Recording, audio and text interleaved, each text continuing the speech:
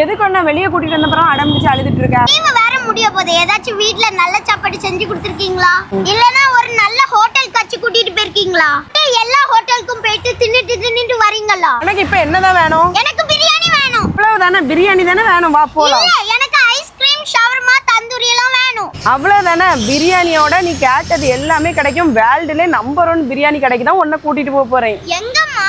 வேற எங்க, நம்ம ஆசிப் பிரியாணி தான். அப்படி நீனா கூட்டிட்டு நாங்க போன இடம் தான் மார்த்தாண்டம் மேல் பம்மத்துல இருக்க ஆசிப் பிரியாணி. பொதுவா ஆசிப் பிரியாணினாலே பிரியாணி மட்டும் தான் ஸ்பெஷல் நினைச்சிட்டு இருப்பாங்க. பிரியாணியோட சேர்த்து மற்ற டிஷ்களும் இங்க ஸ்பெஷல் தான். பிள்ளையோட ஃபேவரட்டான shawarma, biryani, Japan chicken, Ceylon parotta எல்லாம் ஆர்டர் பண்ணிருந்தோம். ஆர்டர் பண்ண எல்லா டிஷ்ஷோட டேஸ்ட்டுமே சூப்பரா இருந்துச்சு. நியோனா ஒரு நாளுமே இவ்வளவு ஹாப்பியா ஜாலியா இருந்து சாப்பாடை சாப்பிட்டு பார்த்ததே கிடையாது. அவ்வளவு சந்தோஷமா என்ஜாய் பண்ணி சாப்பிட்டா. வேர்ல்டு நம்பர் 1 பிரியாணின்னு கரெக்டா தான் பேர் வச்சிருக்காங்க. அவ்வளவு ருசியா இருந்துச்சு பிரியாணி. ஃபைனலா ஸ்பெஷல் ஃபாலோட ஒன்று ஆர்டர் பண்ணியிருந்தோம். அதையும் நல்லா என்ஜாய் பண்ணி குடிச்சா. அங்கேயே ஐஸ்வேயோட பிரான்ச்சஸும் இருக்குது. ஐஸ்வேயோட டேஸ்ட்டை பெரிய ஆளே விட மாட்டோம், சின்ன பிள்ளைகள் விடுமா, அதனால அங்க போய் ஆளுக்கு ஒரு ஐஸ்கிரீமை வாங்கி குடிச்சிட்டு சந்தோஷமா வீட்டுக்கு கிளம்பிட்டோம் மக்களே.